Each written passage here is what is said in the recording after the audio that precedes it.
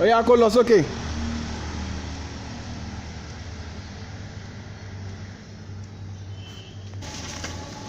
Dennis, just go to remove that wire on there.